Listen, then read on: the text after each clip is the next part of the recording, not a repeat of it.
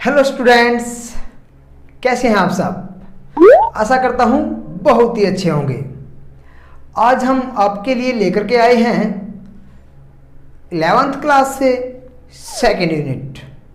First unit हमने कर ली है। अगर वो आप लोगों ने नहीं देखी है तो हमारे चैनल पर प्लेलिस्ट में जा कर के उसको आप देख सकते हैं। और अगर उसके अंदर से भी कोई डाउट रहता है तो हमसे पूछ सकते हैं।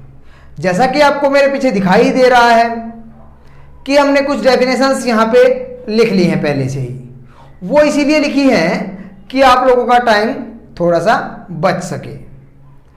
तो आप लोगों से ये रिक्वेस्ट करना चाहूँगा मैं, अगर आप लोग मेरे चैनल पर पहली बार आए हैं तो मेरे चैनल को सब्सक्राइब कर लीजिएगा, बेल आइकन को प्रेस कर लीजिए, जिससे कि मेरे द्वारा बनाई गई आगे की वीडियो की जानकारी आप लोगों को मिलती रहे। और एक और छोटी सी रिक्वेस्ट, आप सभी वीडियो देख करके चले जाते हैं बट जितने व्यू होते हैं उतने लाइक और कमेंट नहीं मिलते हैं। तो आप लोगों से ये छोटी सी रिक्वेस्ट और करना चाहूँगा कि अगर आप लोगों को वीडियो पसंद आती है और आपके लिए यूज़फुल वीडियो है तो इस वीडियो को लाइक कमेंट करना बिल्कुल भी मत भूलिएगा और हो सके तो अपने दोस्तों में शेयर कर दीजिएगा। तो चलिए, जैसा कि हम बोलते हैं, no drama no time pass, only study. आज की हमारी यूनिट है काइनेमेटिक्स। 11th क्लास फिजिक्स से सेकेंड यूनिट काइनेमेटिक्स। इसी के अंदर सेकेंड यूनिट का ही फर्स्ट पार्ट हम करेंगे यूनिफॉर्म मोशन। Uniform motion. अब यूनिफॉर्म को छोड़ दीजिए, मोशन के बारे में आपने पहले भी पढ़ रखा है। तो उसी मोशन के दो पार्ट, यूनिफॉर्म और नॉन यूनिफॉर्म मोशन, भी आप लोगों ने 9th क्लास के अंदर पढ़ा है बट इतना ब्रीफली नहीं पढ़ा। इसी कारण यहाँ पे थोड़ा सा हम इसको ब्रीफली पढ़ेंगे। शुरुआत कर लेते हैं हम। सबसे पहले इसके अंदर आती है डेफिनेशन मैकेनिक्स। अब देखिए, जो जो यूनिट हमारी फिजिक्स के अंदर मिलेंगी वो सब क्या है, एक फिजिक्स का ही पार्ट है, फिजिक्स की ही वो ब्रांचेज हैं। ऐसे ही यहाँ पे ये जो मैकेनिक्स है ये क्या है, एक फिजिक्स की ब्रांच है। तो branch of physics which deals with the study of motion of material object is called mechanics. वो ब्रांच फिजिक्स की जो किसी भी ऑब्जेक्ट मटेरियल की मोशन के बारे में हमें बताएगी, उसके बारे में स्टडी करेगी, उसको हम बोल देंगे मैकेनिक्स। जैसे कि मान लिया मैं ये मार्कर ही मैं अपने हाथ पे रख रखा है मैंने, और इसको मैं ऐसे फोर्स लगा रहा हूं, तो ये मोशन किस कारण से हो रहा है, फोर्स के कारण हो रहा है, क्यों हो रहा है, कितना हो रहा है, इन सब के बारे में जो चर्चा करेगी वो हमारी कहलाएगी मोशन के बारे में चर्चा करने के लिए मैकेनिक्स। अब ये भी अलग अलग तरीके से हम ब्रांचेज में इसको लेते हैं। तो इसकी ब्रांचेज क्या हैं मैकेनिक्स की? फर्स्ट ब्रांच है स्टैटिक्स। स्टैटिक्स मीन्स कि एक टाइप में स्थिर, मान लीजिएगा कि मान लिया कि रेस्ट टाइप में है, ठीक है। ये क्या है, आप देखो, ये ब्रांच हो गई मैकेनिक्स की। अब ये मैकेनिक्स की ब्रांच हुई तो मैकेनिक्स के अंदर से निकली। It is the branch of mechanics which deals with the study of material object at rest. तब कोई भी मटेरियल ऑब्जेक्ट, ये मार्कर ही हमारे पास में है, अब ये रेस्ट पे है तो इसके बारे में जो बताएगी तो उसको हम बोलेंगे स्टैटिक्स ब्रांच। वो हमारी स्टैटिक्स। अब देखिए, रेस्ट पे जो होती है ना, वो भी दो केस के अंदर हो सकती है बॉडी। एक तो यहाँ पे इस पे कोई भी फोर्स नहीं लग रहा, तब रेस्ट पे हो जाएगी। और एक इस पे अगर मान लिया मैं दोनों साइड से इक्वल फोर्स लगा लेता हूं तो तब भी क्या हो जाएगी, ये रेस्ट पे ही हो जाएगी। तो इक्विलिब्रियम अगर फोर्स लग रहा है तो तब भी हमारे पास में जो बॉडी रेस्ट पे है तो उस केस को भी हम स्टैटिक्स ही काउंट करेंगे। अब यहां पे एक मेन फैक्टर आता है कि आपका टाइम फैक्टर आता है आपका। यहां पे जो स्टैटिक्स के अंदर है, time not plays essential role. यहां पे क्या होगा, टाइम कोई एसेंशियल रोल प्ले नहीं करता है, मतलब टाइम की वजह से कोई चेंजेस नहीं आ रहे हैं, तो टाइम कोई भी रोल प्ले नहीं कर रहा है। ये हो जाएगी हमारी स्टैटिक्स।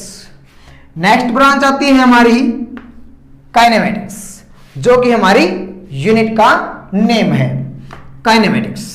अब काइनेमेटिक्स को हम डिफाइन करने से पहले इसके बारे में जान लेते हैं कि ये है क्या। देखो, जो काइनेमेटिक्स वर्ड है ये आपका आया एक ग्रीक वर्ड से, जो कि था काइनेमा। इसका मीनिंग क्या था, मोशन। अब काइनेमा से निकला है काइनेमेटिक्स और इसका मीनिंग मोशन है, तो मतलब इसका मतलब भी मोशन ही हो गया।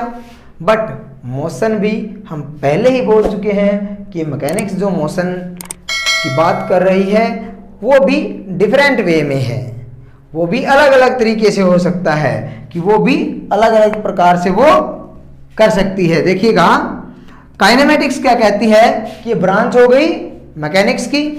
It is the branch of mechanics which deals with the study of motion of object without, देखिए यहां से मैंने ये लिख दिया था इसके अंदर, तो इसको साफ कर लेते हैं। Without taking into account the factor which cause motion.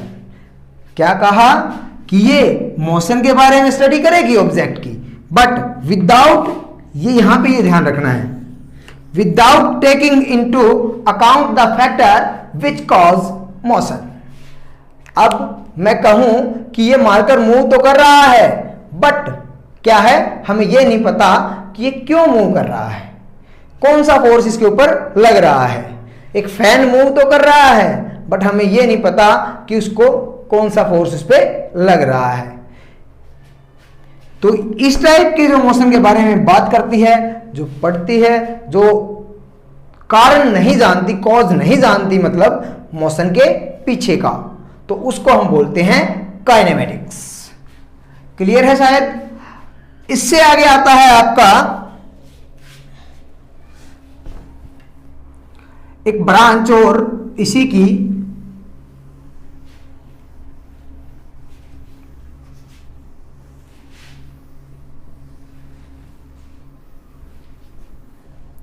Dynamics.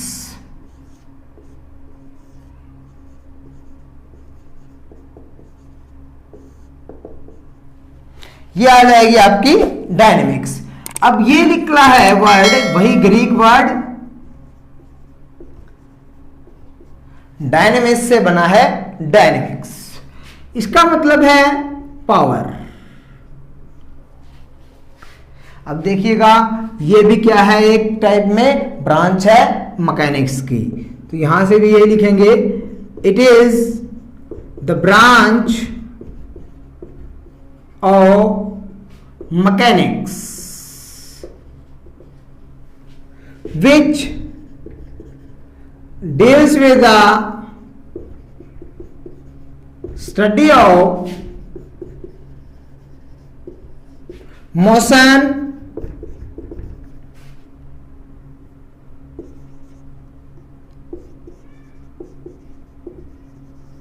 taking account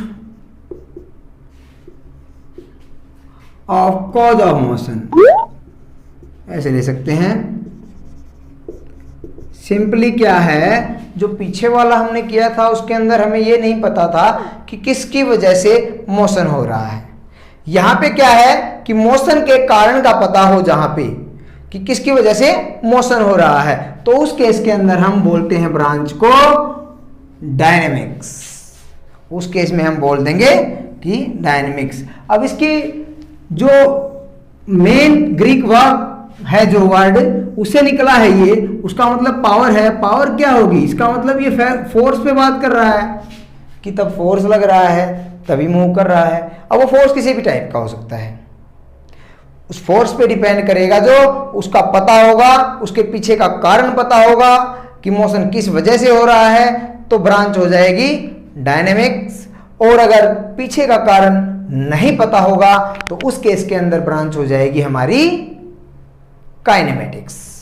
अब इस पार्ट के अंदर हम यूनिफॉर्म मोशन के बारे में पढ़ने वाले हैं। अब देखिए, हमने यहां पे बात की है, दो बातें हम सब डेफिनेशन के अंदर करते आए कि कभी रेस्ट पे बात कर रहे हैं, कभी मोशन पे बात कर रहे हैं। फर्स्टली हम जान लेते हैं कि रेस्ट और मोशन होता क्या है। फर्स्टली रेस्ट, कैसे बोलेंगे कि कोई ऑब्जेक्ट है जो वो रेस्ट में है या मोशन में है। फर्स्टली हम करते हैं rest. An object said to be at rest if it do not change its position with respect to time or its surrounding. Example, a book lying on a table। और भी बहुत सारे ऐसे एग्जाम्पल हो सकते हैं। अब देखिएगा क्या कह रहे हैं कि वो ऑब्जेक्ट रेस्ट में बोला जाएगा, object said to be at rest if it do not change its position, it does not change its position with respect to time। कि ये अगर यहाँ पे रखा हुआ है मार्कर और अब यहाँ पे रखा हुआ है, 5 मिनट पहले भी यहाँ पे रखा हुआ था और आगे आने वाली 10 मिनट पहले भी यहीं पे रखा हुआ था, या जो आगे अब हम चलेंगे 5 मिनट बाद में भी यहीं रखा रहेगा, तो टाइम के साथ में अपनी पोजीशन चेंज नहीं की, तो उस केस में हम बोलेंगे कि ऑब्जेक्ट जो है वो रेस्ट पे है। एग्जाम्पल, एक बुक रखी हुई है टेबल पर, तो उस केस में हम बोलेंगे कि ऑब्जेक्ट रेस्ट पे है। अपने चारों तरफ, सराउंडिंग भी है ना, इट्स सराउंडिंग, तो उसके अपने चारों तरफ के एनवायरनमेंट के रिस्पेक्ट में भी वो पोजीशन चेंज नहीं कर रहा और टाइम के साथ में भी नहीं बदल रहा है। फिर आता है मोशन, इसी का बिल्कुल डिफरेंट है। An object said to be in motion if it change its position with respect to time or its surrounding।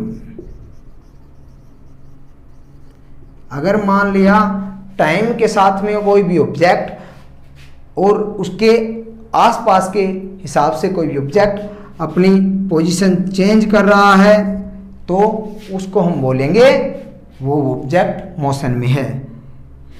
ए बस रनिंग ऑन रोड, कोई भी एग्जाम्पल आप ले सकते हैं यहाँ पे। Birds flying on the sky, क्या ये जो है आपके पास में एग्जाम्पल हो जाएंगे। एक बस जा रही है रोड पर से और अगर मान लिया कोई भी पक्षी है वो उड़ रहा है आसमान में, तो तब उस केस के अंदर हमारे ये मोशन के एग्जाम्पल हो जाएंगे। या हम चल रहे हैं, हम जो है रनिंग कर रहे हैं या वैसे वॉकिंग कर रहे हैं, तो हमारे टाइम के साथ में हम अपनी पोजीशन बदल रहे हैं, तो उस केस के अंदर हम बोलेंगे कि ये मोशन हो जाएगा। सेकंड जो है, इसके बाद में बात आती है कि ऐसी कोई सिचुएशन आप जानते हैं जिस केस के अंदर मोशन में भी है और रेस्ट में भी है object, means rest and motion are relative. Rest and motion are relative. कैसे हैं, दोनों एक ही पोजीशन में। When an object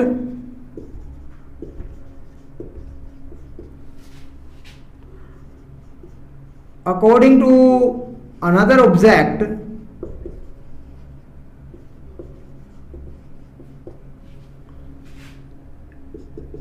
is in motion but it according to itself at rest। एक ही ऑब्जेक्ट दो तरीके से, कि मेरे अकॉर्डिंग तो वो रेस्ट पे है और दूसरे के अकॉर्डिंग वो मोशन में है। क्या ऐसी सिचुएशन आप लोगों ने कहीं देखी है? चलिए बता देते हैं। Example, a person travelling in train. Train के अंदर अगर कोई पर्सन जा रहा है और अगर उसको कोई बाहर खड़ा हुआ पर्सन देखता है तो उसको लगता है कि वो मोशन में है। बट अगर हम ही ट्रेन में बैठे हैं, हम उस पर्सन को देख रहे हैं अपने सामने वाले को, तो हमारे अकॉर्डिंग वो रेस्ट पे है। तो ये सिचुएशंस आपकी होती है कि रेस्ट एंड मोशन रिलेटिव आपस में। समझ में आया है यहाँ तक? वीडियो को ज़्यादा लंबी नहीं करेंगे, तो यहीं पे हम आज की अपनी जो ये सिंपल एक टाइप में इंट्रोडक्शन काइनेमेटिक्स की हुई है, यहीं पे इस वीडियो को स्टॉप करते हैं। अगर आप लोगों को वीडियो अच्छी लगी है तो शेयर कर दीजिए, सब्सक्राइब कर लीजिए चैनल को, पहली बार आए हैं तो कमेंट करना, लाइक करना बिल्कुल भी मत भूलिए। तो चलिए मिलते हैं नेक्स्ट वीडियो के अंदर, तब तक के लिए जय हिंद, वंदे मातरम।